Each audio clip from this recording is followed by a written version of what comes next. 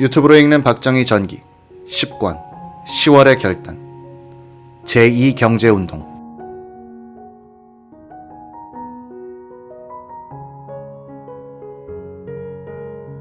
축산 부문에서 호주 뉴질랜드 방문의 직접적 성과가 나타나기 시작했다.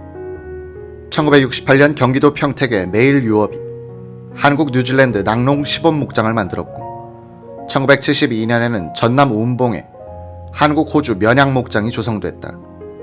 1964년 서독 방문의 성과인 한독 시범 목장도 1969년에 준공됐다.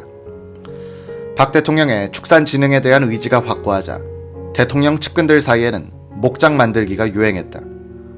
김종필 씨는 박 대통령의 축산 정책을 도와줘야 한다며 서산 농장을 개발했고, 박종규 경호실장은 경남 고양 땅에 마진흥 농목장을 만들었다. 젖소 같은 대가축 증산에는 그 기반이 되는 사료 확보가 필수였다. 대규모 초지 조정 사업을 지원하기 위해 1969년 초지법이 마련됐다. 박 대통령은 대단위 목장 개발에 기업가들이 나서줄 것을 부탁했다. 박 대통령은 목초의 날과 목초의 노래를 만들라고 지시했다. 1969년부터 1971년까지 3년 동안 45개 업체가 참가하여 대관령의 삼양목장, 북제주의 건영목장, 경기 남양주의 팔당목장 등 전국적으로 14개의 대단위 목장이 개발됐다. 박 대통령의 의지에도 불구하고 대가축 증산 계획은 만족스럽게 진행되지 않았다.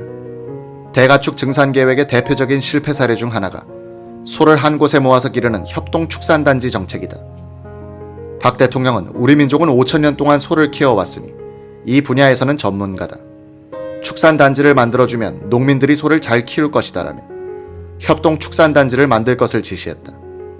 사실 축산단지를 만든다고 해서 소의 마리수가 증가하는 것이 아니었다. 그저 소의 자리 이동에 불과했다. 김용래, 당시 축산국장의 회고.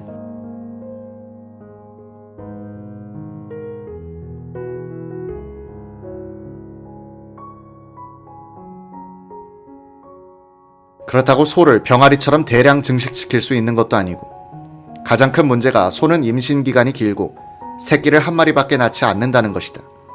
나중에는 소가 쌍둥이를 낳게 하는 방법이 없나 고민했다.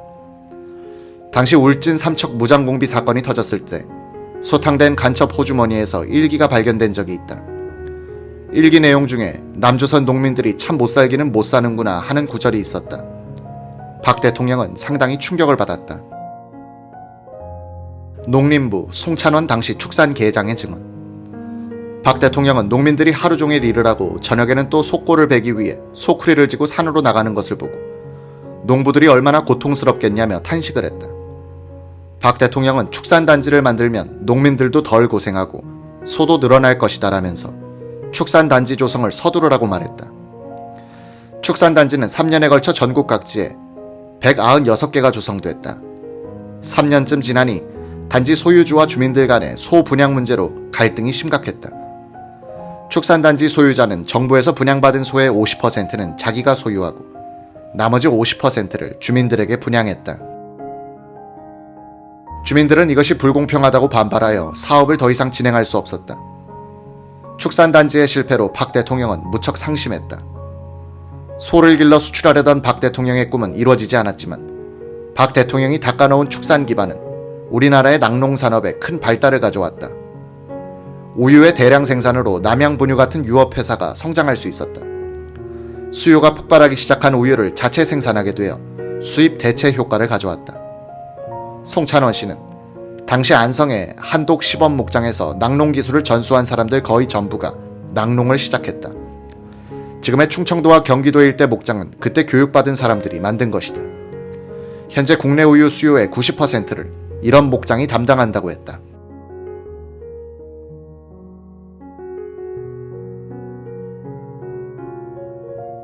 (1968년 9월 27일) 청와대에서 박정희 대통령 주재하에 제9차 무역 확대 회의가 열렸다.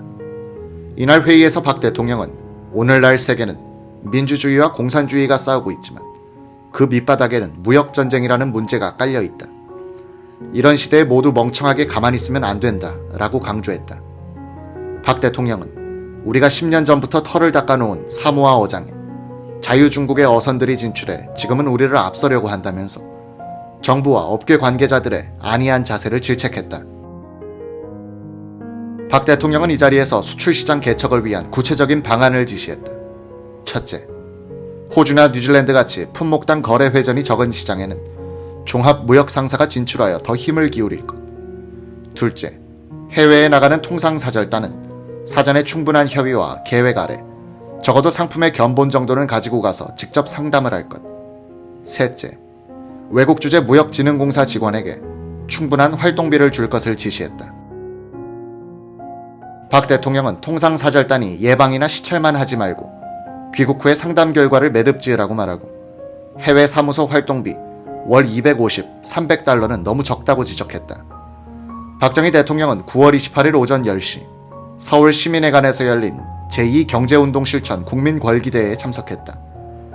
이날 궐기대회에서 박 대통령은 새로운 인간 개조 없이는 근대화와 민족 중흥이라는 역사 창조를 성공적으로 이룩하기 어렵다고 연설했다. 박 대통령은 제2경제운동은 우리의 지상과제인 조국 근대화와 민족의 중흥을 성취하기 위해 모든 국민 하나하나가 민족의 주체의식을 확고히 하자는 운동이요, 사회적 연대의식을 투철히 선양하자는 운동이며 미래에 대한 비전을 가지고 새로운 정신자세로 경제건설에 박차를 가하자는 운동이라고 밝혔다. 박 대통령은 경제인이 부당한 사행심에 사로잡히거나 언론인이 정론을 펴지 못하고 선동적 언사로 대중을 기만하는 등의 낡은 인습을 과감히 시정하는 것에서부터 제2경제운동의 불길이 타올라야 한다. 이 운동은 단계적이고 조직적으로 지속하여 자발적으로 생활에 뿌리내려야 한다 라고 말했다. 제2경제운동이란 조언은 실물 경제를 제1경제로 보고 그것을 뒷받침하는 경제윤리를 일컫는 것으로서 일종의 정신개조운동이었다. 9월 30일 박정희 대통령은 51회 생일을 맞았다. 박 대통령은 아침부터 장기영 IOC 위원으로부터 업무 보고를 받는 등 평소와 다름없는 직무를 했다. 박 대통령은 오전에 국무위원, 당 간부, 군 수뇌부들로부터 생일 축하 인사를 받은 뒤 청와대 기자단을 초청해 점심을 같이 했다. 기자들이 청와대가 외국 원수들의 관저에 비해 낡고 비좁으니 신축할 의사가 없냐고 박 대통령에게 물었다. 박 대통령은 내가 물러난 뒤 다음 대통령이 짓겠지 라며 고개를 내저었다. 동석한 유 여사는 청와대 신축안에 찬석했다. 유 여사는 이번 호주 방문 기간 중 총독 관저에서 숙박하면서 환대를 받았다면서 청와대 안에도 외국 원수들이 묵을 공간이 있었으면 좋겠다라고 했다. 박 대통령은 생일날은 당사자를 공격하지 않는 법이라며 화제를 돌려버렸다. 청와대 대식당에는 신민당 당수 유진호 씨와 대중당 당수 서민호 씨가 보낸 화환도 보였다.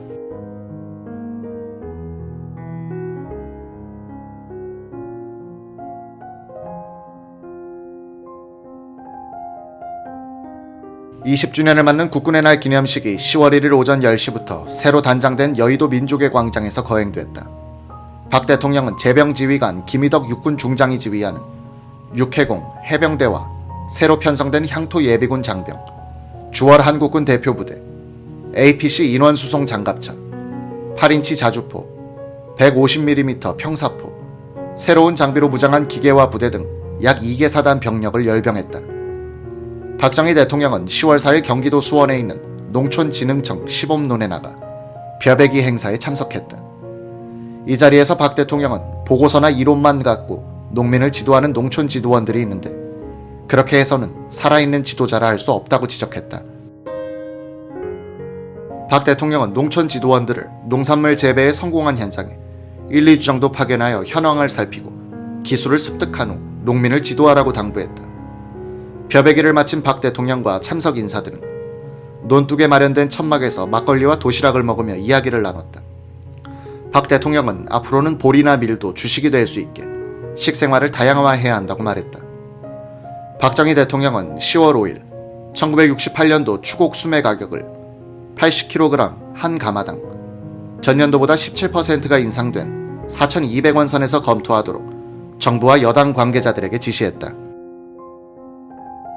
1968년 10월 31일 박 대통령은 쌍용시멘트 동해 대단위 공장 준공식에 참석해 치사를 하는 가운데 한국에서 축산이 안 된다는 견해에 대하여 울분을 쏟아놓았다. 나는 조금 전에 이 공장에 오기 전에 강릉에서 출발해서 헬기로 대관령 목장을 가보고 이제 왔습니다. 정부는 지금 우리나라의 축산을 장려해 보려고 여러 가지 계획을 하고 있고 노력을 경주하고 있습니다. 그런데 대관령에 지금 목장이 있는 지대는 높이 800m 내지 1000m 이상이 됩니다. 지금 눈이 와서 하얗게 쌓여 있습니다. 그런데 그 밑에 훌륭한 목초가 파랗게 자라고 있습니다.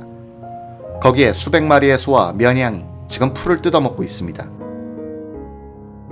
우리나라의 농업학자, 무슨 축산학에 대한 전문가, 이런 사람들한테 그동안에 여러 번 한국의 축산이 되겠느냐, 한국에서 축산을 장려하자면 어떻게 해야 되겠느냐, 여러 가지 얘기를 여러 기회에 들어봤습니다.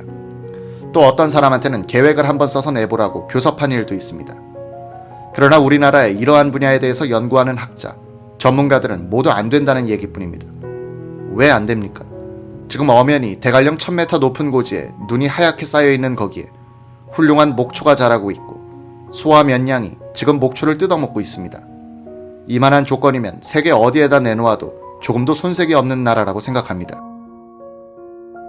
이제 대한민국에서 축산이 안 된다고 나한테 와서 얘기하는 사람은 나는 일절 만나지 않고 그 사람 얘기는 이제 듣지 않기로 오늘 대관령 꼭대기에서 결심을 했습니다. 안 된다고 대답하는 사람은 안 되는 겁니다. 되겠다 하는 자신과 신념이 있는 사람한테는 모든 문제가 해결되지만 안 된다고 생각하는 사람에게는 아무리 좋은 조건과 모든 것이 갖추어져 있더라도 안 되는 겁니다.